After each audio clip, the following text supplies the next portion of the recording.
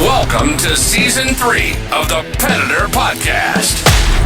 On this podcast, we'll talk about all things predator hunting. If you're a predator hunter or wanting to become one, you're in the right place. Here's your host, Drew Schlim.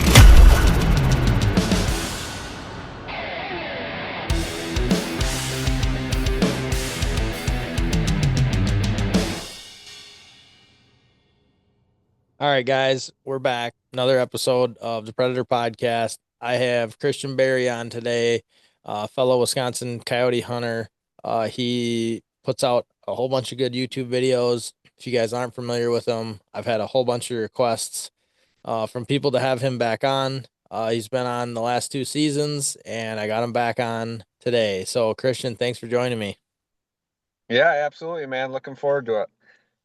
So we're going to shoot the breeze, and we're going to pick Christian's brain a little bit.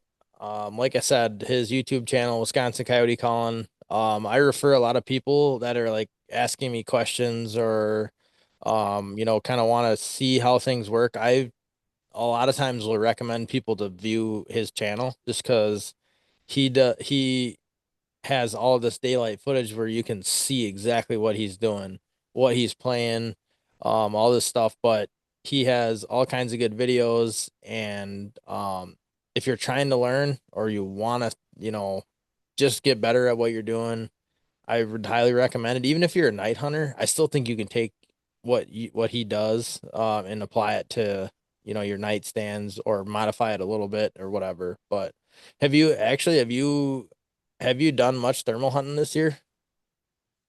You know what? I have not.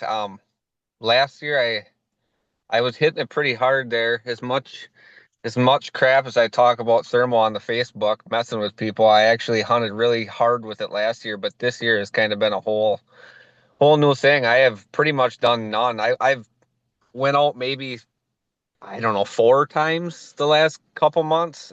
Each time being with like a buddy who was like, oh, let's go out. I got a couple buddies who don't have thermals, and I've taken them out a time or two, and they kind of nag at me, oh, let's get out there. And they run the thermal and I'll do the calling. But other than that, no, I think I've shot, gosh, I don't know, four coyotes maybe thermal hunting this year is all. So yeah, not a whole lot of night hunting. But do you just find that you just don't have the itch, or you just are a lot busier? I get the itch to thermal hunt.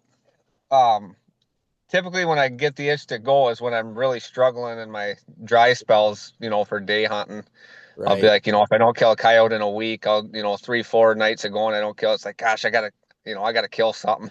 So I'll break it out and I'll go make a few stands and I'll kill a coyote. And then it's like, all right, I got my fix for it. But mainly I would have to say just life getting in the way a little bit. I got a little one, and the woman's work schedule is a little bit different than most. She works a little bit later in the morning to later in the evening. So when I get done with work, a lot of days I got to come home and got dad duty, so I don't get quite as much as I'd like to, but I still get my fair share of hunting in. So right. Yeah, no, that makes sense. I wasn't sure if because I know usually I knew that you weren't going as much because normally you were always sending Snapchats and stuff of killing whatever, and I noticed that you haven't been sending them, so I figured you haven't been going as much. But I didn't know if it was something to do with because what I noticed a lot of people when they first get thermal, even though obviously you've killed hundreds of coyotes, but you get that thermal and people get that rush, and they want to just go. Yeah. And they go to a point where they start wear themselves harder or wear themselves out and start to say, okay, I'm not doing that anymore. So, this is funny, but, I'm guilty of that. I've done that, you just pound, and you just kind of wear yourself out. And then another thing is I haven't, I slowed down. I always used to post every kill on my Facebook, Snapchat, number 1, number 2, number 3, keep a count. And I told myself this year I wasn't going to do that. I still post my kills usually, like my daytime, not so much my night, but my daytime, I'll, got a coyote, but I ain't throwing my numbers out there just because it just I I think I need to make a Facebook page just for my hunting channel because I'm like, God, these people are probably like sick of seeing my dead coyotes on Facebook. So I kind of slowed Hey, it down a little bit in that that's aspect. But why I made the Facebook group. So, because I felt the same oh, your way. predator podcast thing? Yeah, that's Yeah, exactly yeah. why I made it. Because I felt like I was like, God, I'm sure people are sick of seeing my stuff on their news feed. Like, at least make. Right. That's why I made that group. Like, if you Yeah. want to see coyotes and talk coyotes and see whatever, here you You'll go. go on that. Right. Yeah, Yeah, that's perfect. 'Cause I had another guy recommend, he's like, you need to make a Facebook page just the other day. And I'm like, and I'm debating that I might do it. But yeah, I see you got I mean, there's a shit ton of people posted it for how new your page is. I mean, you just did yeah, this like within a couple weeks, didn't you? yeah. I think I just did it. Maybe it's a week and a half old, Yeah. maybe. And I'm seeing all kinds of people from all around the country, different states posting. So that's pretty cool shit. Yeah, no, it is definitely cool. It's been cool for me too, but it's just a place where we can, the hard part about starting a Facebook page, because like this is why I don't have one for my like Predator Podcast Facebook page, is because it's so hard to get anything in the hunting, outdoors space Established. to take off on Facebook because That's the that's where I algorithms. am too. It's crazy because there's so many groups out there. I mean, like coyote, Wisconsin coyotes, Wisconsin Yeah, nighttime, there's just hundreds of them. And you're right, it's hard to get people to commit to it and join and then let alone be active on it or whatever. So I hear you on that. yeah, it's just because I put it off for time and time and like just it's difficult. It's hard. I mean, it's hard to start any page that's hunting related, I think. Like Oh, even for an sure. Instagram, a Facebook account, like all of it. Like just the the people the majority of people are not on our side, so they don't want people to Right. Yep. 100%. but yeah, no, I really enjoyed your video the other day of the where you had that like 4 pack come in and that one laid down in front of you and Yeah. that um kind of a question that came to mind for you was did you have to develop like the patience to navigate those situations or like did you just always have that or does the camera slow you down? Oh yeah. I would definitely say I've developed a little bit of patience, well, a lot of patience when it comes to that. When I first, I'm relatively new to this. I mean, a lot of people might think I'm not, but I just started coyote hunting in like 2019. So, I mean, I've been doing this for like 5 years is all. So it ain't like I've been out here doing this 30 years, but, um, you know, before I got a camera, them coyotes come out in the field and, the percentage of calling a coyote in, you might call in one every 10 stands. If you Yep. get hot, you might start pounding them. Other times it might even be more than 10 stands. So when a coyote comes, I mean, your heart rate's through the roof. You're ready to go. You Yeah. want to get that coyote killed. And I have rushed in many situations. And even when I first started filming, I would rush, I would miss shots. I wouldn't get stuff on film, but I would definitely say I have developed some patience, but it all depends on the situation at hand. It depends on what my terrain is. If the coyotes come out into the field, I already know that they're somewhat committed. They're not on edge if they've already broke cover and they're in the field. So I already know I got to step on them. Right. And when they come, if they're off that wood line and they're halfway out into the field, a couple hundred yards, you know they're not going to get to the cover without you getting a shot at them at some point. They're going to check up. Even if they do take off, you should be able to hoot at them and get a shot, even if it's out there. So my thought process on it is, I got two coyotes out in the field. I knew there was a couple more, so I'm kind of Yep. given the opportunity for the other ones to possibly make their way out in the field. And on any coyote stand, if the coyotes are coming or committed and not going in the other direction, I pretty much let them come as far as they can. Um, Unless I got some sort of barrier in my way, a low spot that they might get Yep. down in and then they could Yep. disappear. Then I want to take that shot further out there. I'll take the shot because I don't want to get them to, get in a blind spot and then they don't pop up or they skirt and then I don't see them. So I don't know. They got out there, that one laid down. I'm like, well, he's laying down. He is chilled as hell. So I was in no Yep. rush and they were a ways out, 270 yards, I think they're sitting at. Yep. And, after 5 minutes of sitting there, it's like, okay, well, they're not going to come. I switched the sound up and they weren't running away, but they're kind of paralleling me there, and Were it's they like, all going right. for the wind harder or No, not really, because the wind was actually kind of in my face. I didn't even really have okay, a crosswind. So they were just gotcha. kind of, my guess is they couldn't get the wind without making a huge circle. They didn't see anything. So they're probably just going to kind of, you know, scurry on and carry on. They weren't really Right. spooked per se.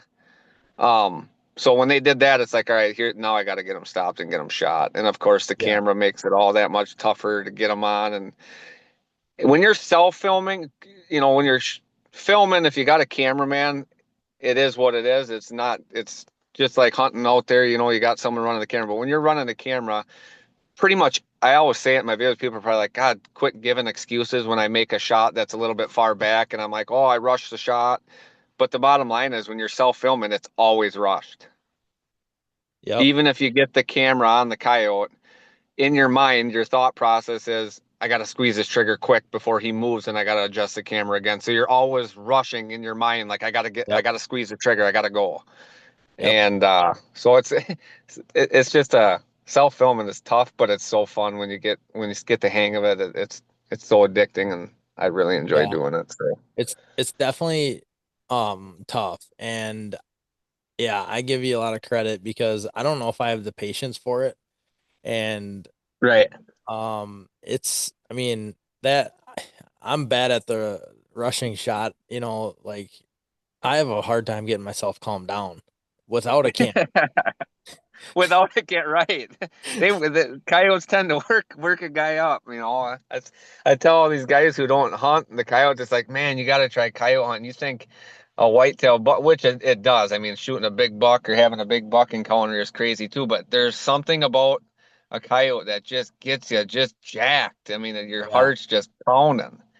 I think Yeah. it's because they're so elusive and so in and out and on the move, and it's so hard to get one stopped and get one shot as it is that you're at an all-time high on alert, and it's crazy, man. It's some of the best hunting you can do. Yeah. And when you get a hard charger, that's when I get really jacked up. Like when they Right. just, come in and stand out there and whatever, like it's fine, at that point you're just You it's get a chance exciting to calm always. down a little bit. Yeah. Right. And you just can kind of take a second and squeeze through the shot, whatever. But like the ones Right. that I get really jacked up on are those hard chargers or, those ones that are fully committed and they're coming. They And don't give you a time. Yeah. Yeah. yeah, and those ones, that's the one where they go when after you pull the trigger, I'm like shook up like I just shot a 250-inch buck with a bow. Right. Yeah, for sure. But They don't yeah, really give you the chance to settle down and no, walk through your steps of making a nice clean trigger pull. And like you said, when they're sitting out there, you can really breathe, get them crosshairs as steady as you can, and squeeze that trigger. Where when they come in hot, man, you're going. It makes it tough, but yeah, it does. it's fun. Yeah. Um, so one of my questions, so have you been filming ever since, like how long into when you start coyote hunting did you start filming? Um, Pretty much right away, actually. I was That's what I was thinking. Yeah, trying to think. Yeah, it was right away. I pretty much ever since I've basically filmed since day one. I mean, I might have hunted maybe 6 months, 9 months, and then yeah, I was watching all these YouTubers, not all of them, but all these, the Lucky Duck and the Randy Anderson and Yep. Cheyenne River Predator Hunters, and then Yep. Tooth and Claw when John Collins was with them, and it Yep. was like, man, this I just was infatuated with not just wanted to go hunt, but just the filming of it. I just thought it was so cool watching them coyotes come. And I still am. I've been doing this for 5 years and I follow, I don't know, I probably follow like 30 different coyote people on Facebook or YouTube. Everyone Yep. from that has some of them got 300 subscribers, some of them had 100,000 subscribers, and I follow them all. And every time a video is posted, I'm clicking on that video and watching. Yep. I just love, I absolutely love it. And then I'm like, I got to do this, and that's when I, Yep. got the camera, and it was rough. If you go back into my into my library like back when I first started doing it, man. It's kind of comical to be honest with you. It The shit is. I It is. did and the way I did it, it's like holy shit, you got to be kidding me. Yeah, it's funny though. I mean, it's funny in a good way because like you can look at it and see how much you progressed and Right. just, how much better you've gotten at it. And yeah, just probably you're so much more efficient. You're, Right. probably don't get as worked up as you did then because everything is so much more planned and Oh yeah. and Yep. rep You're and yeah, you're spot on that. Like I know we were just talking how they get you worked up, and they do. I mean, my heart sometimes still, if I don't call one in for a few weeks or say it's like summertime and I haven't hunted a few months, that first coyote I call in, man, it's just crazy. But like you said, compared to like when you first started doing it, that's like a whole like yeah, you can almost say not worked. You can almost say panic. Like when a coyote comes in, you're exactly. like panicking. Exactly. Yeah, that is probably the right word for it is panic. Yeah, it's straight panic, and like now you're worked up, you got adrenaline, but you're kind of calm and collected at the same time, and you're just, Right. but yeah. What are I've noticed in this year's videos that you've been sitting in like almost a regular lawn chair a lot more, or maybe all the time. I Yeah, don't know for sure. What can yeah, you yeah. talk about that a little bit? Um, so I always sat in like the low lean, little bit of lean back to them turkey chairs. Yep.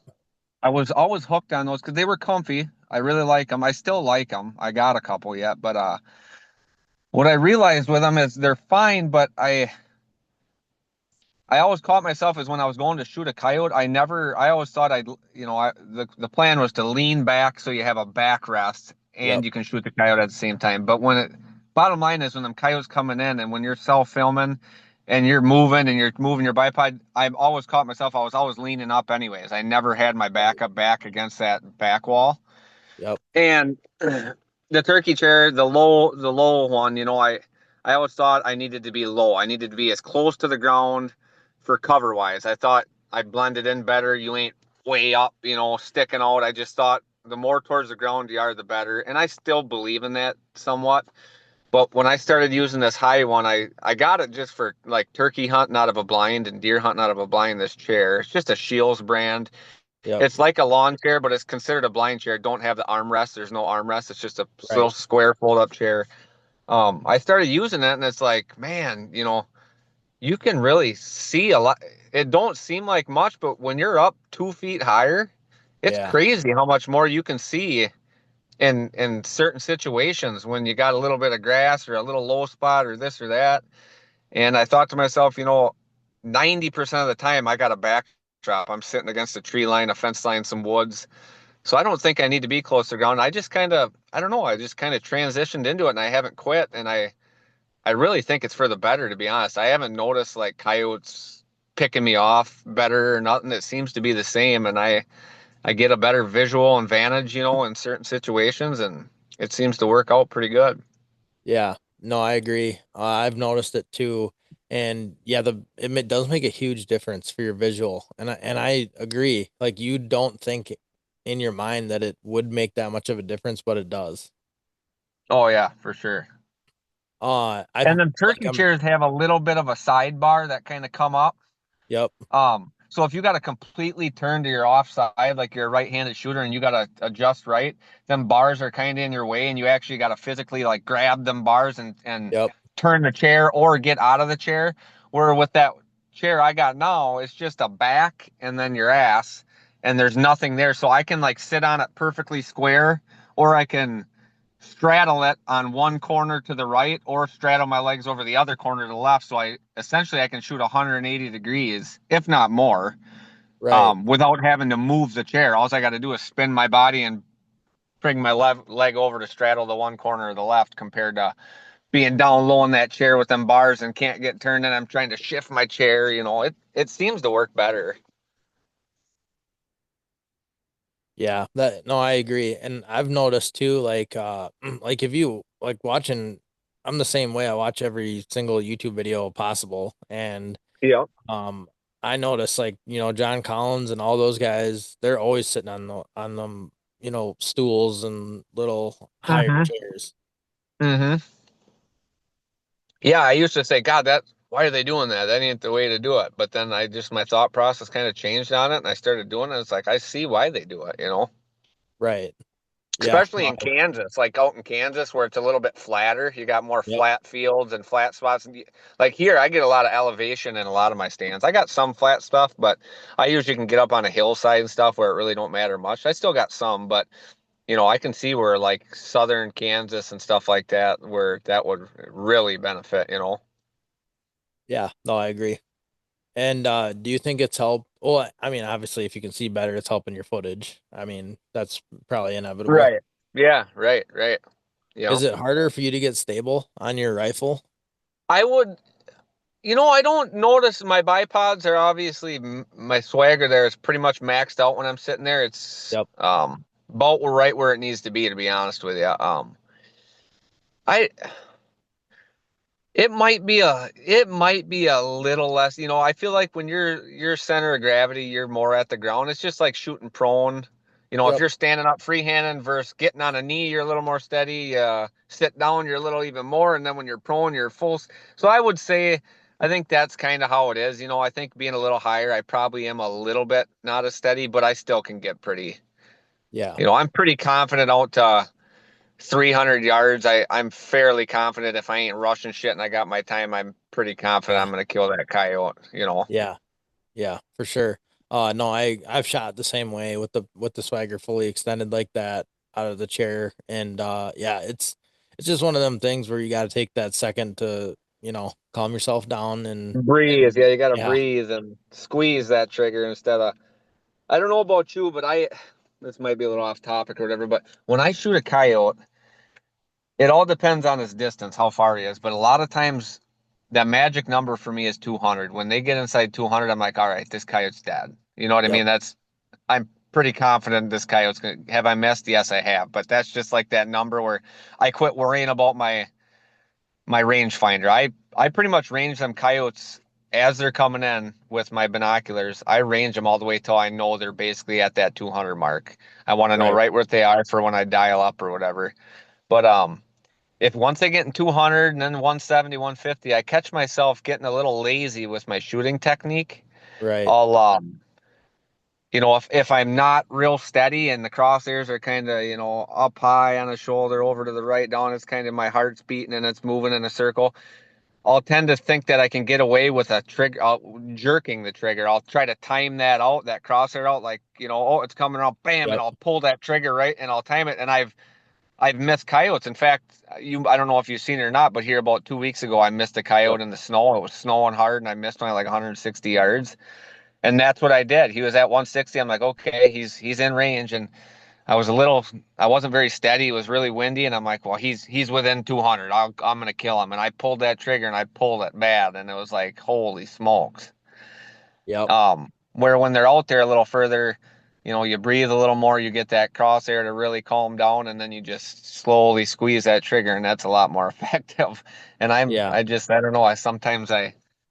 I think he's within 200. I'm going to get him and I can time that out if my heart's pounding and I'm just a little shaky. It's weird. Sometimes I'm just so rock solid at a certain distance, and then other times it's like, man, why can't why aren't these crosshairs settling down? And it's all over. It's crazy, but Yeah. No, I totally hear you. It's one of them things too where it's almost like a confidence thing. I know it sounds backwards, but like you're almost so confident in it that you overlook the small steps in the shot.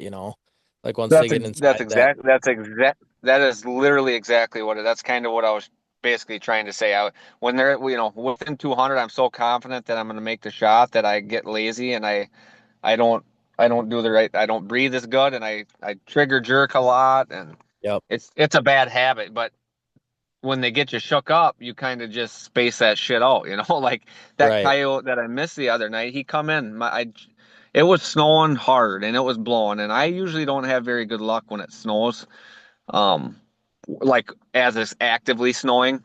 Right. And I did some hauls. I'm like, I'm gonna go out anyways. And I did a couple set of hauls, and that coyote just showed up, and it was like, holy crap, there's a coyote right there. And I got on him, and he was so calm, man. He just popped out. He had just popped out. I don't know what I was thinking. He got me razzled right up. He I hadn't even thrown a mouse or a vole or a rabbit, nothing. He was just sitting there. I could have probably brought him into 50 yards. But like I said, like we talk about them, coyotes get you so worked up. It was like, holy smokes, he's right there. I got to get him. I got to shoot him, Yep. Yep. And I rushed it. I just straight up rushed it. I didn't take my time. It was total opposite of the video you were just talking about with the four that come in. I was there. I was so calm and cool. But the other thing, the one I missed, he was sitting on a wood line, and I get really nervous and I rush my shots when they're sitting on the wood lines. I'm always scared that they're going to turn around and just, walk or trot back into the woods. So I And tend be to, gone. Yeah. yes. And when you're if you weren't self filming, it'd be a little bit different. But when you're trying to run the camera and do it, it's like, I tend to rush the shots big time when they're sitting on an edge like that where they can turn and be gone in a split second. That's where Right. I really tend to rush my shots. Yeah. No, I totally hear you there. I've done it, and that's been one. I will say that's one positive for me of shooting a lot of thermal is I got to see every time I missed, and I got to see exactly what I did wrong. Like just seeing that video back and being like, gosh, I just totally pulled that, or I just totally rushed that. And it made me really crunch down on myself and, kind of figure it out. Right. It gave you a little bit of, yeah, I know what you're saying because every time I've ever missed one with a thermal, I'm always recording for that same reason.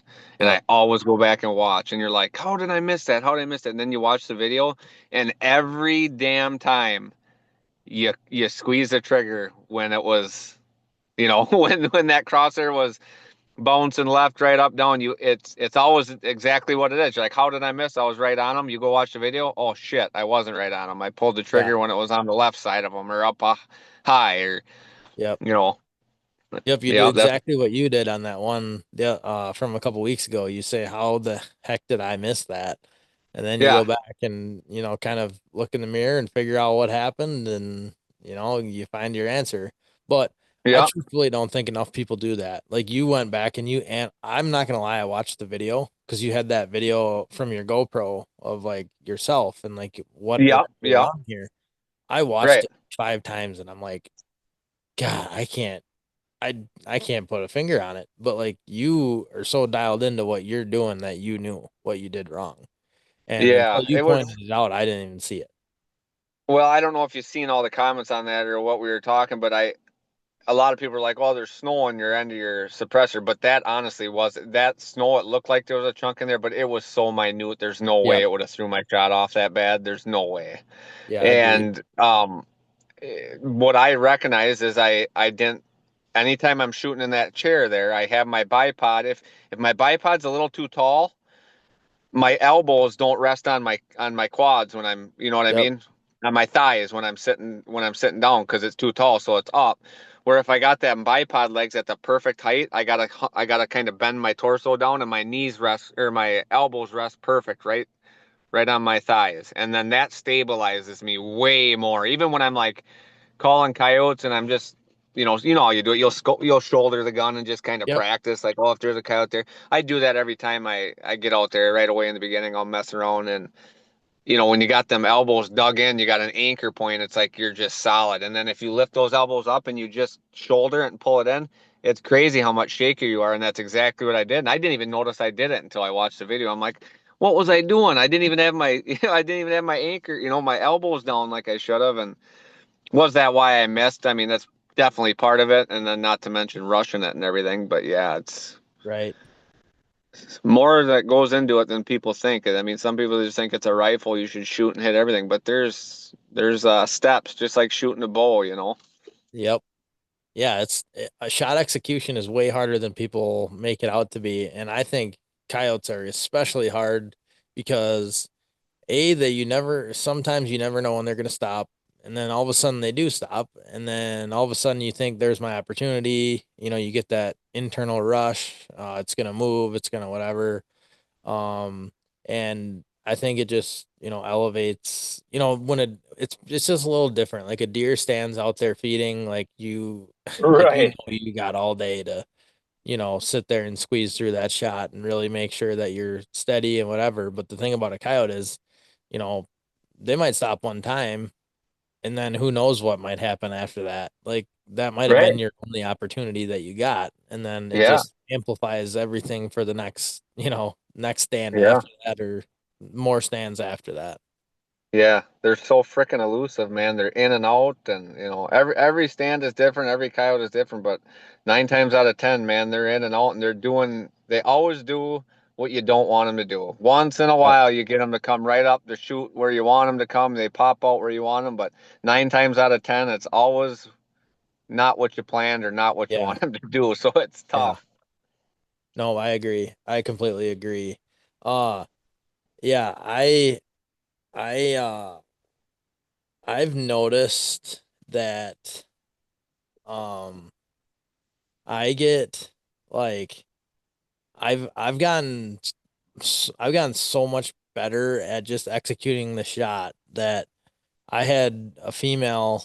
We had a pair come in the other day, dumped a male, and the female, which, obviously I wish I could have dumped the female first, but when there's two coming in and you don't know which one's which, you just shoot the close one or whatever. Yeah. And that female, she took off and I could tell right away she was going to stop. And she ran out, whatever. She got to maybe 200 and she starts doing that big bounce like she's going to stop and she stopped Yeah. and I just squeezed through the shot and right as the shot broke, she moved. She takes off and runs out to like 350 and I'm like, "Okay, perfect. She's going to stop again." Same thing. She stops. I start squeezing through the shot breaks. She's moved Just take her. right at the Yeah. time the shot broke and I'm just like, "Well, whatever." Like I don't know that I hit that thing if I ram the trigger, as soon as she flinch or as soon as she freezes for 1 second. Right. Right. So Yeah. It's punching the trigger is the worst thing to do. Sometimes but like, sometimes you're so rushed, you're like, you got to get it going, so you do it. But yeah, it's not a good thing to, definitely not a good thing to do, but it happens. But yep, as far as them coyotes stopping out there and being patient, I mean, that's one of my biggest pet peeves. If I bring somebody hunting or if I'm hunting with others and you get a double or a triple to come in and you shoot one and then people just start blasting. It's like, man, yeah, if you got enough real estate, them coyotes check up it never fails. They are gonna check once in a while. You might get something one that just takes off and don't. But if you got enough real estate, they're stopping. I mean, every time. yeah. I've seen most of the time if you especially if you shoot the female, them Right. almost every time. Of course, there's times it doesn't happen, but most of the time that male will stop. But Yeah. times I've seen it more times than not is when I've shot the male first and the female is just gone out of dodge. Yeah, them females are smart. Yeah. They uh they don't stop because they're a little smarter than the males. Yeah, I agree. They don't they're not as loyal either. They're just like, well, I'm out of here. I'm out of here. You're dead and I'm out of here. Yeah. Yeah. Yep. All right. So this episode is gonna be coming out on Tuesday the 4th. So March 4th. I can't believe it's March already. Oh my God. I was just talking about how fast this winter went. It's crazy. Yeah, the short 28-day February. But Yeah. it's gonna be March 4th. So majority of people listen to this on like March 5th on Wednesday. And after that, but so what's your kind of plan of attack going to be going into this first 2 weeks of March? Um, honestly, you know, I kind of I'm gonna keep on rolling just how I have been. I mean, I hear so many different things on when breeding season is, when peak Yeah, breeding is. You hear January, you hear sometimes you read and hear December, January, February, March. Which 2 months is it? yeah, agreed. I don't know. I'm a firm believer that a coyote can get bred in December just like it could in March. But Yep, I think up in the northern states, this is just my opinion. I have no idea if I'm right or wrong. I would think being up in Wisconsin, we're up in the colder weather, we're not south. I would tend to think that these coyotes are breeding, their peak breeding would be February and March. Just on the sole fact if these coyotes are breeding in December and January, well then their pups are going to be in the ground in March. right. And we get some cold weather sometime, not all the time, but in March, and we even get sometimes Snow. a foot snowstorms. Yep. So I think just by nature, just by mother nature, I mean, a lot of them pups could die off if they're bred too early and then shoved in a hole that gets stormed out or rained out and too cold, whatever the case may be. But Right. And we know so that's not being happening. right, so being that, I think we're right at the peak of breeding, and they've been hot as I've been calling, and of course we don't have snow no more, so it's a lot harder to see them. But I'm gonna stick with my vocals. To be honest, I almost run the same type of sounds and sound sequence year round. I really do. I learned almost all my calling technique from Randy Anderson, not because I watched him for 20, 30 years, but I found Randy Anderson 6 years ago is when I found out about him and watched every video he ever posted. Yeah. And he is so true to that his three, what you call it, Three phases his or three yeah. phases, the howling, the vocals, and then you got the prey, and then you got the distress and the fights. And I am so hooked on that. And ever since I've done that, I literally do that pretty much 12 months a year. And obviously I fluctuated a little bit. I ain't doing rabbit and all that come June, July, all that. I usually Yep. pretty much vocals and just straight into fights and pup stuff. But I'll probably just keep on rolling how I have been. I start my stands out with long howls most of the time. Sometimes I'll start it with a pair howl. And I pretty much follow it up with either another pair or long howl. I do a couple pairs or longs, and then I usually throw at least one serenade in there, whether it be a minute one with two, three, four coyotes, or if it's just a couple coyotes for 30 seconds, yipping, yapping. Yep. And then I just shut the call off for a little bit, and I'm kind of just surveying for a couple minutes. And then obviously I go into pretty much all year, I've been doing vocals for about 10 minutes. And then I go into prey for about 5. I haven't been doing a lot of prey this year. I play one or two rabbits for a couple minutes, and then I've been rolling right through breeding estrus Yep. chirps and female whimpers, and then of course after that I follow up with all the nasty fights and crazy shit. Right. But I keep it pretty simple. So many people. I get messages all the time, and you see people post all the Yeah. time of what's working, what should I do, and it's really, I don't think there's any secret sauce. I mean, everybody else is doing different shit, and and they're still calling coyotes. And so my Right. technique ain't really right or wrong. It's how you want to do her. But Yep. um, I'm a firm believer that a lot of ground and not calling the same shit is way more of a contributing factor to your success than what your sound sequence is. I think you just need to have ground to call and And set up not in the right overcalled, spot. of course, and set up in the right spot, right? And Yep. if the coyote's there, a frickin' pup distress or a howl or a rabbit or a pig or a deer, if he's ready to be triggered and you're in his wheelhouse, he's probably gonna show up. Right. Yeah, no, I totally agree because I get the same thing all the time. Like, oh, what are they coming to right now? Well, Yeah. I don't know. Or like, what sounds have been working for you? What have been playing? I sometimes I feel bad. I'm like, I've been playing the same kind of like I'm Same. kind of like you. I play very similar sequence all year round. I just tweak it Yeah. a little bit, like this Tweak time it a of year little I'm gonna bit. have Yeah. a little more breeding sounds, more breed fights and Right. Yep. stuff like Yep. For that. sure. And then in the summer, I'm like you Exactly. said, I'm just gonna leave out the distress, you know. Um, Yep. and then, Play in the more pup fall, shit. I usually try to start a lot of my stands with distress. And that's Yep. what I had this year. I noticed like December and January, even a little bit in November, but I didn't hunt much in November. It's just hard with deer season, but Oh yeah. Right. but like really in December, like I noticed we were just killing them religiously on distress. And then it's like a light switch, like in the middle of January, like all of a sudden, like it That almost just don't work. was. Yeah, like I bet I haven't called in a coyote to a distress in a month. Like, I mean, outside of like, I think it's gotta be because they have heard it. I think they've just heard it. I mean, you think I of all the coyote hunters out there right now, agreed, agreed. and I think they've got to the point where, I mean, you got to think a coyote can probably hear hear a distress on a lucky duck or a fox pro at 3/4 volume, I bet they on a quiet night can probably hear that from near a mile away.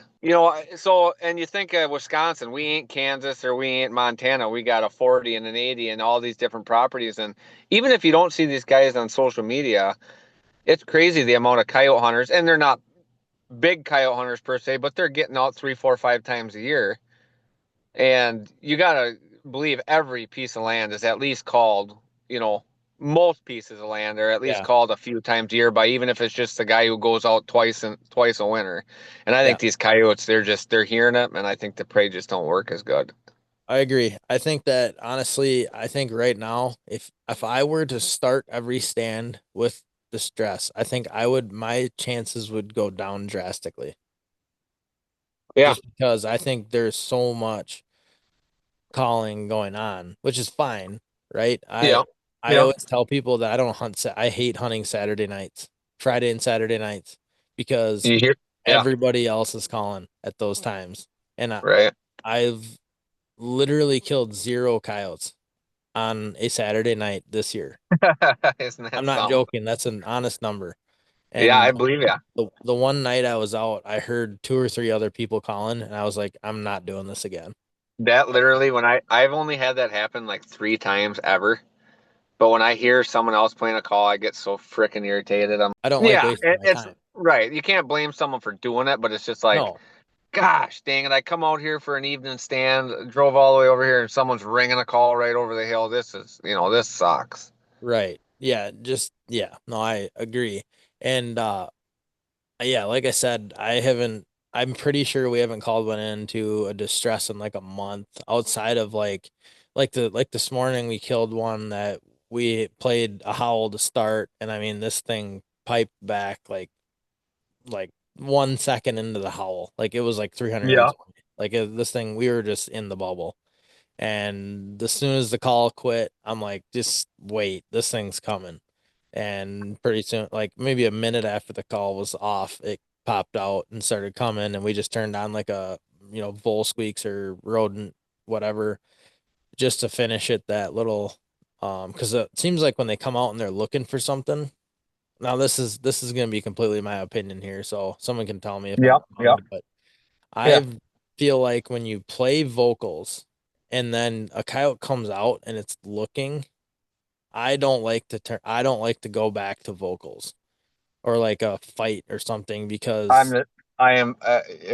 It must be. That must be the way to go because I'm the same exact way. If I get one to commit, and he shows up on vocals, even though he come to that, that's what he's coming to. I really shy away from doing it. And now I don't know that it's right or wrong as well. I think if you played a howl, he may keep coming. But my thought process on it, the way I register it is he's out in the field, you're sitting there with your call out in the field. If you play a vocal now and he don't see it, or he sees that little spot in the field where your call is and there ain't a coyote, he might just turn around and go away. Where if you turn a low rabbit on, a coaxer type sound, yep, where he hears it, it's over there, but maybe it's too small of an animal, he just can't see it, he's gonna come. I'm the yep, same way. I don't play vocals if they show up in the field. Like, if they yep, pop out, I don't play vocals after that.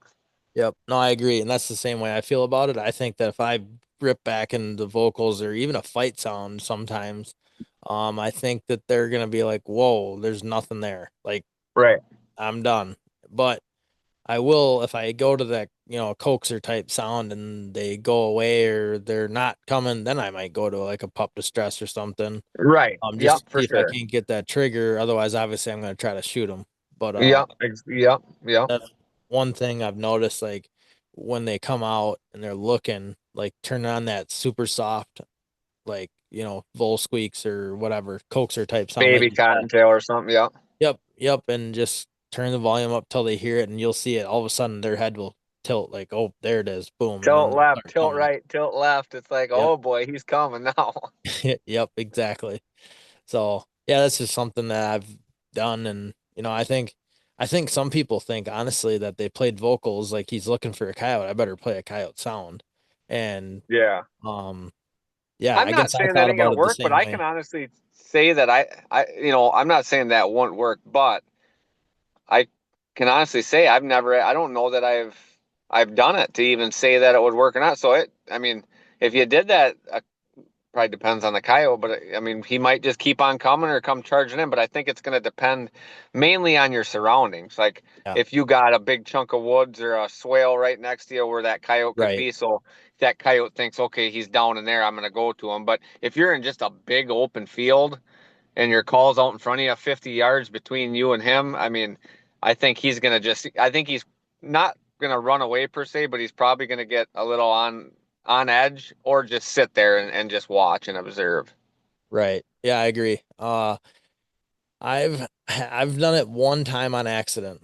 I had a coyote come out three, maybe 300 yards. I'm guessing maybe 400. It was out there far enough where I wasn't really thinking about shooting it. I don't know if I like set my remote down or hit, I don't know, I hit the wrong button one way or another. And it played a real soft, like lone howl, like a Mm-hmm. real low volume. Yep. And this thing just snapped and just came piling in. And Oh, really? I don't know if it just was at such a soft volume that it thought it was farther away. Mm-hmm. Because it was real, I mean, it was way lower than you would ever play a howl, like Right. at least from my perspective. Yeah. But and this thing just piled in. But I think it was just a little bit of luck that my call was very quiet because uh I think it just sounded like it was farther away. Yeah. But I don't know. That's what I make sense of it anyways in my head, but could have made no difference. Right. No, I would tend to agree with your thought process on that. I don't ever if I get a coyote to show up on vocals, I never I never go to more vocals as he's sitting out there in the field. Now if he's way up in the woods or up on a ridge and I seen him in the snow and he's sitting up there at 500 yards, I maybe play some vocals, but I tend to go to that prey distress high pitch sound. Sometimes a pup distress, but like not a crazy growling, barking, fighting, just a Yep. higher pitch, lower type one. Have Are you still running the Lucky Duck? Yep. Have you played other than maybe a time or two or whatever? Have you tried using those estrus chirps? Yeah, I do use them a little. I honestly used after I saw your video the other night, I've been using them a little bit more. Um, Dude, them estrus chirps. I don't know about just playing them outright, like when you don't know if a coyote's there or not or whatever, just throwing them in. But I've been playing them all throughout February here. Pretty much all these kills. Um, in February have all been mainly on that. But I notice when I get coyotes to answer me and I know they're there, and then I follow my howls. I let them sit and brew in silence for a bit, and then I turn that estrus chirp on. Them things just come just a running, man. That sound is insane for like to bring them in. huh. Yeah, no, I've I always kind of play it here and there during breeding time. And then once I saw your video the other day of that, I thought, oh, I gotta start playing that again. And so I've been playing it again lately. Like I said, I don't know about blind calling if you don't know a coyote's there, but if you got a coyote hung up on a hill sitting out there at 400 yards, or you had them answer in the woods, but they haven't showed themselves or committed and they've hauled back, man, you turn them extra strips on. I have had just crazy luck with them. Like they just come like barreling Hmm. usually. Yeah, it's usually a multiple, right? Yeah, it's been good, man. I don't, and I played that a little bit last year. I think I might have had one where they come in. I kind of forgot about it, but I got back to it this year and I started playing it, and I can't remember what the first one was that I had come into that, but it's just such a subtle, like it ain't over the top. Yep. It's not all kinds of crazy. It's just them high pitched squeaks kind of drawn out, and it ain't to me it sounds so natural and like not over the top crazy, you know what I mean? And I Yeah, think and it that's what carries gets it. good. Oh yeah, carries, and it really carries good because it's so high pitched. Right.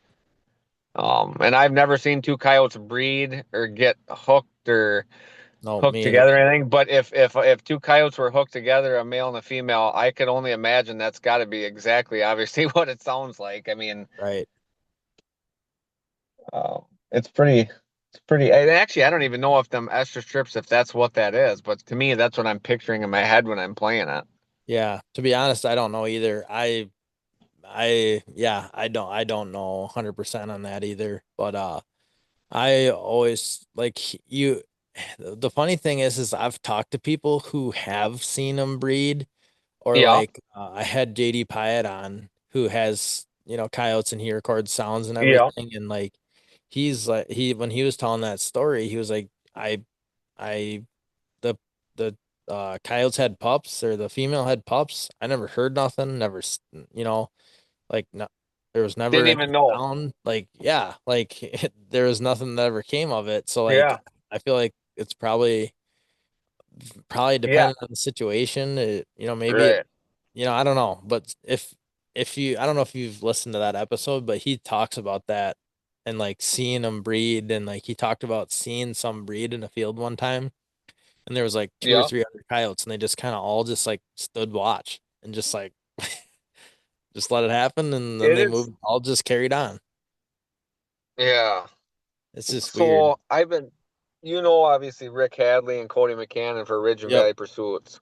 Yep. So he kind of has, and I ain't trying to, I don't know if he listens or not. I ain't whatever, but we chat. I went down and I actually did a hunt with him this Yep. year. Went down there for like a day and a half. We did some daylights, and it was a slow time of the year all around, and we ended up getting one, but we chat, and he kind of his thought process on it. He thinks breeding is completely done. He thinks they're so hot right now. He thinks like when it's completely dead. He was saying that he thinks like through January there when it's really tough to get these coyotes to come in. Um, he thinks that's when they're breeding. They're busy breeding and whatnot, and then now they're done and they're coming to the call and crazy where, and he might be right. I'm not sure. But my thought process is right now people are calling in groups of 4, 5, 6. I seen that Yep. on your page that 10 coyotes, and my thought is there's probably a couple hot females and all these males come and they're all together and hanging out and waiting for her to come in to heat. I don't know. I ain't a coyote expert, but that's just my thought process. And I thought it was interesting because me and him obviously both hunt hard and both are successful killing coyotes. And we totally got two kind of opposite thoughts of what's going Right. on this time of the year. And I'm not saying he ain't wrong and I could be wrong. I don't know. It's just it was interesting to me that that's what he kind of saw. Yeah, and And I'm not sure on it. I do agree with him partly. And then the thing for me, that because I think of the same situation um when I see these big groups of coyotes, like, 6, 7, 8, 9, whatever. Yeah. I always think like, okay, that's got to be, there's got to be like, a couple hot females or whatever, females Yeah. ready to be bred, and it's just all a bunch of males. And I don't know for sure. I would love to talk to like a biologist or somebody like that could give Yeah. me like a scientific reason. Not that it matters, but like I'm just curious. Like, Right. is it going to help me kill more coyotes? Is it going to help me? No, absolutely, probably Who not. knows? Right. I just pure curiosity. But Yeah. I think that this is the deer hunter in me, or that's what I tell them. I think, anyways, is like I feel like we as deer hunters always associate that every rut is the same. Like, we think deer Right. rut, there's a hot doe, there's all these bucks chasing her, so like we just tie Right. that like a coyote. When Right. really, I don't even know if it's what it really is. But like I If said, that's like a thing. Yeah. yeah, but I would love to But know. my thought is like, why else would there be so many coyotes together? You know what I Well, mean? Like, are they just all I always hunting as a thought that it pack and was they're I always thought it was a pup. A lot of times I thought it was always a pup group that was just still together. And okay? so that's what I thought, right? And then And that, yeah, and I went and called in a 9 pack uh in January here, and the the first one I killed was a 42-pound male, great big adult oh, male. jeez, So yeah, then I was like, okay, well, these I ain't don't, all pups, yeah, yeah, now I'm stumped.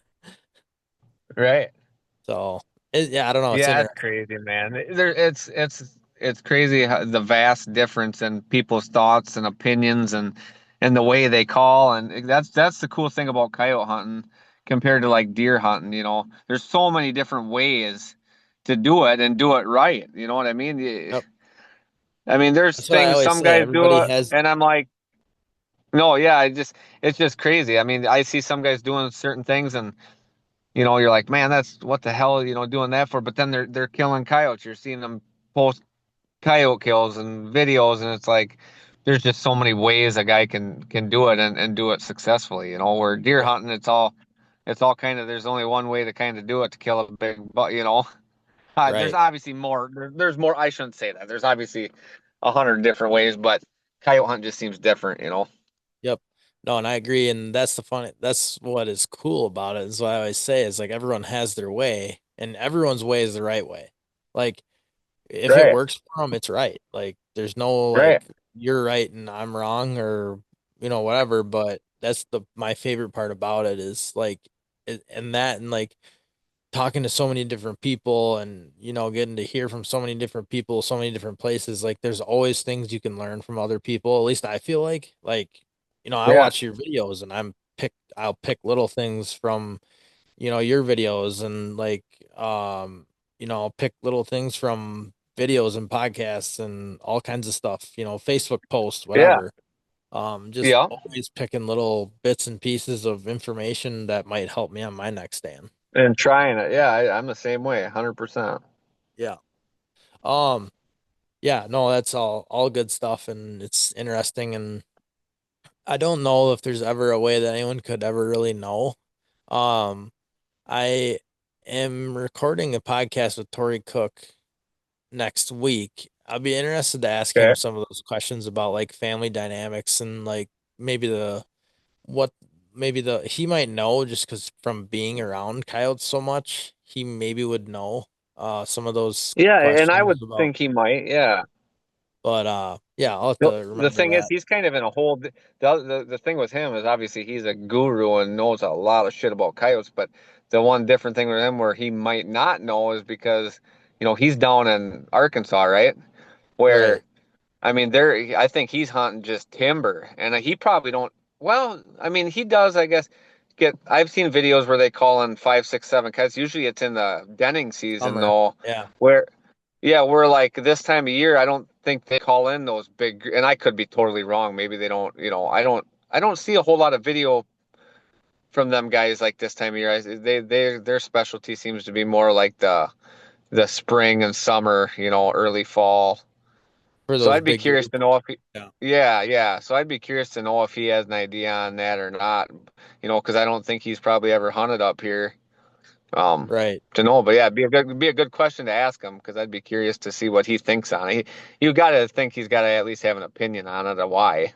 Yeah. Right. No, I agree. I agree. Yeah, I just had always thought it was a pup group. And yeah, the more I do it, the more I think maybe it's random, maybe it's just social, maybe you just caught them in the right place at the right time. I don't Right. know. Yeah. Right. Did you see Ridge and Valley that they killed a quad again the other day, daytime hunting? I saw that and there was like seven or something in the one Dude, frame yeah, in the video. yeah, like I guess there was. I guess they had like eight apparently at one, or maybe it was even nine.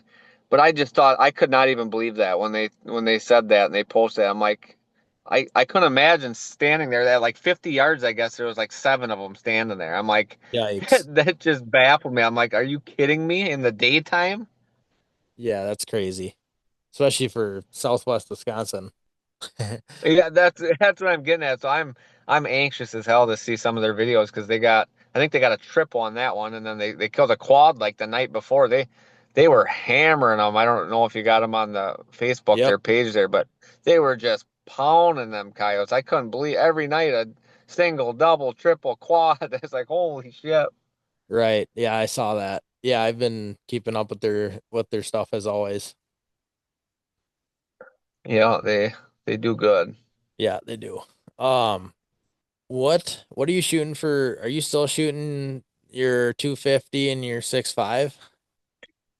Yeah, I'm still shooting the same two. I pretty much shot the 6.5 all most of the winter here. I just broke the 22 250 out for that last hunt that I called them foreign, but I was itching to shoot that, but I had the thermal on it, and I didn't want to take it off in case I had the Right. itch to go. Then I got to re-zero it or check it out, and so I Yep. kind of just had to put away. But I got the daytime scope back on both of them for now. Um, I love the guns; they're awesome. But it's kind of ironic you bring that up. I actually was making all sorts of calls today. I don't know. Part of me, I want a custom gun in the worst way. And I called a few different places and talked about it with some people, but man, it's insane the amount of money you got to pay to get a good custom rifle these days. Yeah. They're expensive. I mean, I had one guy tell me he told me 5 grand basically. Right. Um, the other guy told me 5,500. This is without optics, of course. And then I did talk to a buddy, and he said he just had somebody build him one for like, it was like 3 grand. Um, Are you talking like Pretty nice gun. nothing all the way up, or would you like build on a Tika action or something? uh, Basically all the way up, buy your action, buy your barrel, buy Yep. everything separate and slap them together, basically. Right. Yeah, yeah. I mean, you're pretty much. I think I you're mean, you're always an gonna you're look at at like 3 grand, probably like right. 2,500, 3 grand. I think is probably pretty low. Not low Right. end, but I mean, um, but I I mean, there's mean, no doubt you can do a custom gun for you probably could do them for 2, 3 grand if you're getting some of the cheaper end of things. If I did it, I'd want to probably go at least mid to high grade.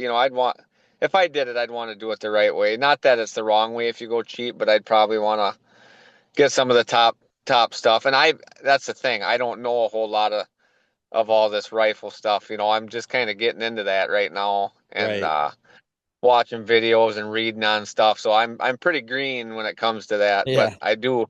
I basically just wanted. I'd like a 6 millimeter or a 22 arc is kind of the two calibers that I'm looking at. like a six I don't know. millimeter Creedmoor. Yep, 6 millimeter Creedmoor I gotcha. or a 22 Creedmoor. Yep. I don't know. I like their ballistics. I guess I Yep. kind of more so the 22 Creedmoor. I was Yeah, looking it's a at those. hammer. They got like 80 grainers going like Yep. 34, 3,500. It's like, holy shit, man, that's got to really hammer them coyotes. I'd like Right. to have one, but Yeah. Yeah, I just started but shooting for 243 and it's awesome. I don't know if you saw that video that I posted this morning, but that like it's just been decleating them. just hammering them. And that's the thing. You got all these crazy calibers coming out and the new hot things, but man, a 243, which has been around for years and years and years. I mean, you get a 55 grain or 58 grains, 75 grains, and they're flying at 3,500 feet a second. So, Yeah. what's the difference? I mean, they're two bullets, a little bit bigger, you got a little bit bigger bullet diameter, but as far as speed, you're right about the same. So, they're all good. They all do Yep. what they got to do. It's just whatever your preference is, but there's Yep. no right or wrong in that. I hear people debating calibers and this and that all the time. It's like, man, they all do the same thing. Yep. No, I completely agree with you there. No, it also comes down to shot placement, and I tell people all the time, if you shoot them behind the shoulder, they're gonna run. Like just almost doesn't matter Yeah. what you shoot them with. If you shoot them behind the shoulder, they're gonna run, even if it's 20 Yeah. yards, maybe if it does well. But Oh, if you yeah. shoot them behind the shoulder, it doesn't matter with what you shoot them with. They're almost always gonna run. They will. You got to shoot them in the shoulder. Yep, or forward. Yep. Like, or forward. Yeah. Shoulder forward. But see what happens with me, like I get runners in my 6.5 sometimes, 143 grain bullet. And Yeah. it's usually because I'm shooting it behind the shoulder, but Yeah, and it probably I'm one exits. of those I'm one of those guys that I aim with a little room for air. So I'd rather shoot behind that shoulder so I got room to the left and to the right rather than you aim all the way to the front and then if you pull left, you're going to graze them in the front and might not get that coyote. You know what I mean? Yeah. Yeah, I got you. See, I'm probably opposite. I'm probably like I'm shooting them forward, or I guess I don't. I mean, I guess I always air forward. Like I'd even shoot them in the head probably before. Like I shot one in the head in Kansas that was facing me. It was coming in facing me, and it like dropped its head down like because it was like trying to see me. and I shot it Yeah, yeah, yeah. right in the top of the head. Oh, dude, I ain't against that. If they're face on, for sure. I agree because that you're left and right there. That's all you know. There ain't no. You got to hit them just square center wherever you hit them, whether it's head, neck, shoulder. You got to hit them pretty Yep. center, you know. But if you got to, if they come, if put it this way, if a coyote's within 150 yards, I'm aiming on the shoulder or Right. shoulder forward. But if they're out there at 200 or deeper, I Yep. usually, I usually, I shouldn't say I aim behind the shoulder, but I aim right on that crease, Hug right that where the shoulder. shoulder. Yep. I hug that shoulder tight just so I got 3, 4 inches to play on the left, and I got 5, 6, 7 all the way back to the gut. Not that I want to gut shoot a coyote, make him suffer, but Yep. if I pull with that 6.5, that coyote's gonna die no matter where I hit him from the hips all the way up to the front, Yep. front That shoulder. makes sense to me for sure. Um, is there anything that you like have changed or like feel like you've learned or done differently in this past season versus years past? Oh man, I don't know. I don't.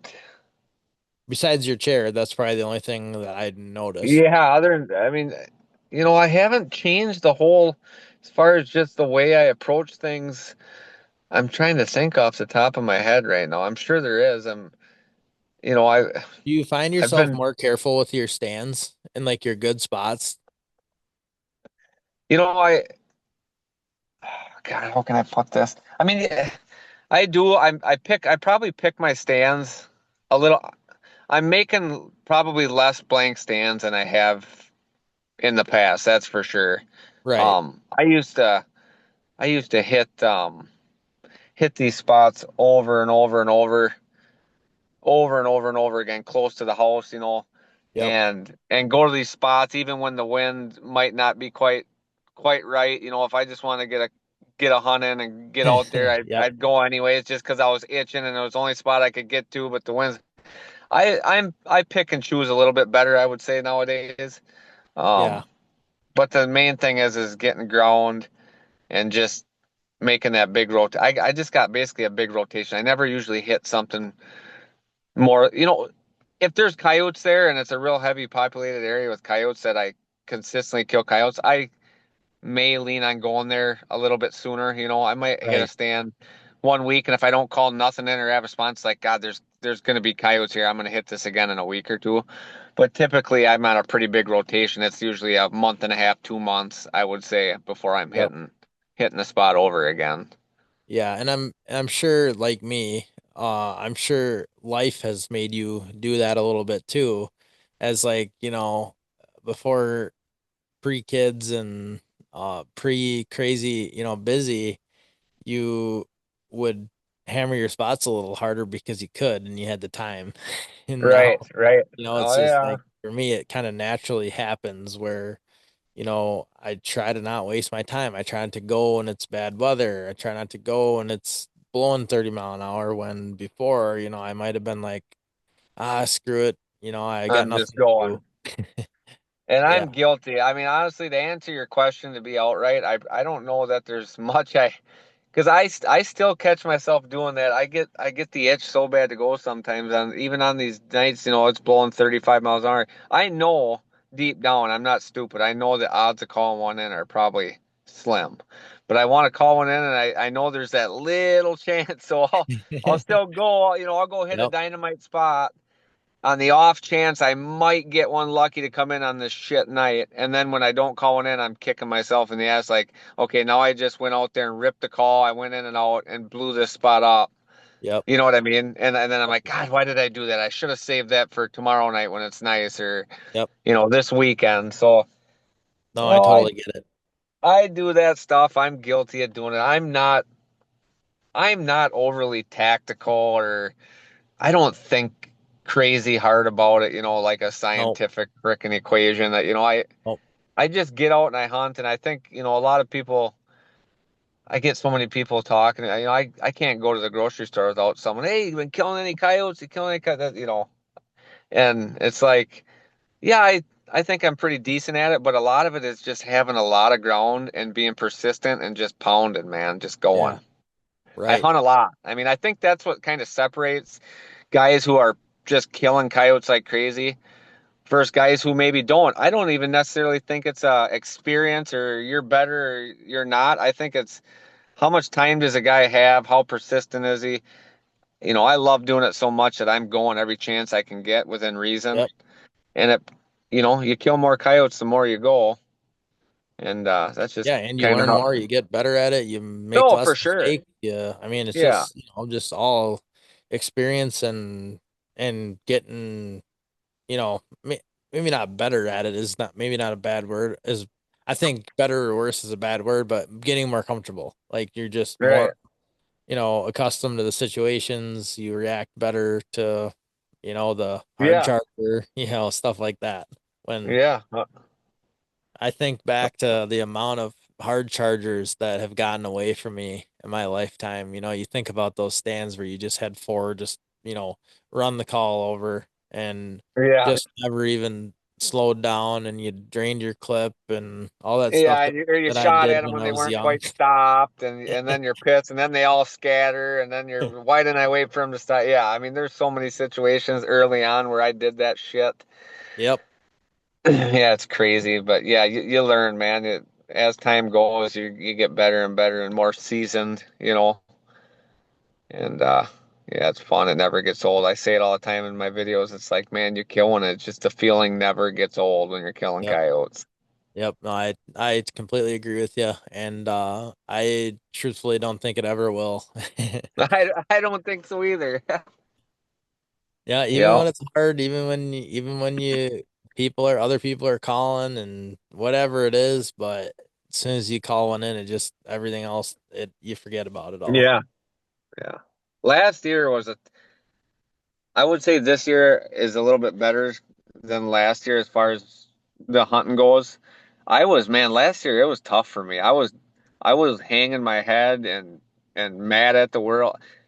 For some reason last year it seemed like the thermal game just broke wide open. Yep. Everybody was buying them and getting them, and I was just so irritated with all the people. And it's kind of, it ain't right. You should be happy these guys are getting out and doing this, but man, it was so how many people are running into hunting my spots, and you're seeing these people going out thermal hunting every night, five, six, seven different people in your hometown, and it's like, Yep. dude, this is not good. Like, and the hunting was tough because I'm just doing it daytime, and I'm like, Yep. I was down and I was still killing coyotes, putting videos out, but it was tougher. I could tell it was tougher.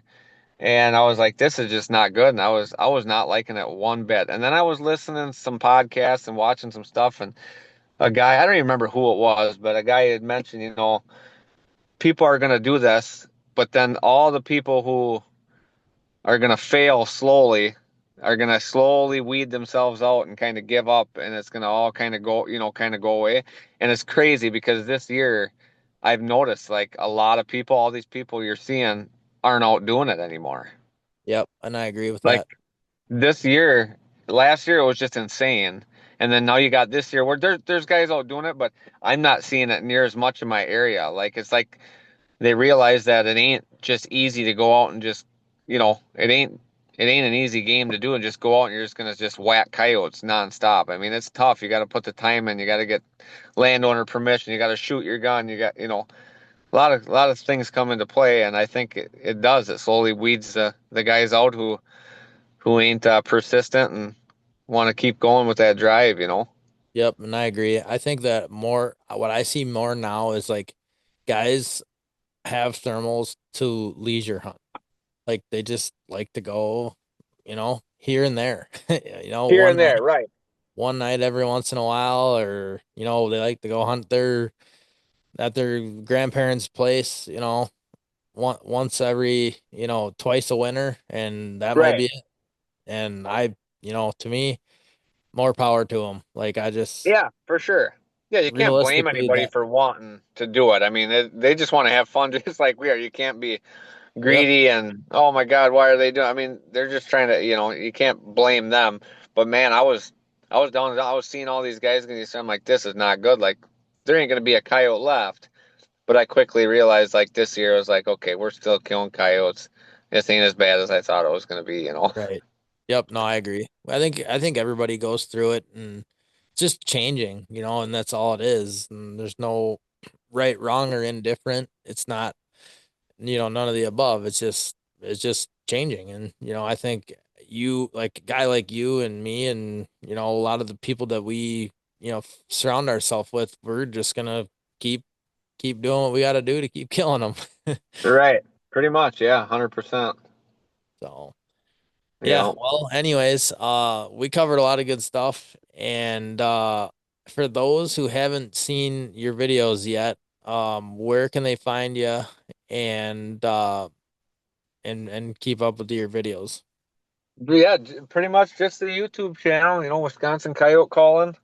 Um, I don't really, like I said, I don't got a Facebook page. I made an Instagram, but just a personal one. But I made that and I like hardly go on it. But I post a little bit of my coyote stuff on there. But yeah, just pretty much just the YouTube channel. And I got my Facebook, obviously, and I post a little bit on there. But yeah, just the channel. And it's going to slow down here. Turkey hunting's coming up. And I was pounding up till last week. And now this week, I hardly haven't hunted at all. And the snow is all gone. It's getting warm and windy. And slowly kind of falling out of it. So I'm hoping I can Yep. still get a few videos pushed out yet before they go into denning season and they shut right off. But we'll have to see. It's we're coming into spring here and the seasons are changing and we'll be chasing gobblers and shed hunting and doing everything like that. So Yep, absolutely. A lot of good stuff ahead, and I'll put all your information in the description below so people can hit it up and watch your videos if they haven't, and I'm sure they'll probably learn a thing or two from you. yeah, for sure, man. All right, well, I'll let you get back to your night, and I appreciate you coming on with me again. Sounds good, Drew. You take it easy. All right, you too. See ya. All right, later. All right, guys, big thanks to Christian for joining me for this week's episode. Find all of his information in the description below. His videos are awesome. You guys definitely want to follow along with him if you haven't already. I just want to give you guys a heads up too. If you guys are going to go to the Minnesota Deer and Turkey Classic, I will be there on Saturday the 15th. It's in Shakopee, Minnesota. Sorry if I said that wrong. I'll be up there at the Brothers booth that day, hanging out with those guys, and hopefully you guys are gonna come check out all the new River Brothers stuff and come hang out with me. And yeah, so March 15th, I'll be up at the Minnesota Deer and Turkey Classic, and hopefully see you guys there. And as always, find me on Instagram, Predator Podcast _Drew. I'll post more daily updates there. YouTube, Facebook group, link below. Follow along with me. Love to interact with you guys, hear from you guys, send me a message, let me know what you're up to. We'll be back next week for another episode of the Predator Podcast, and until then, shoot straight.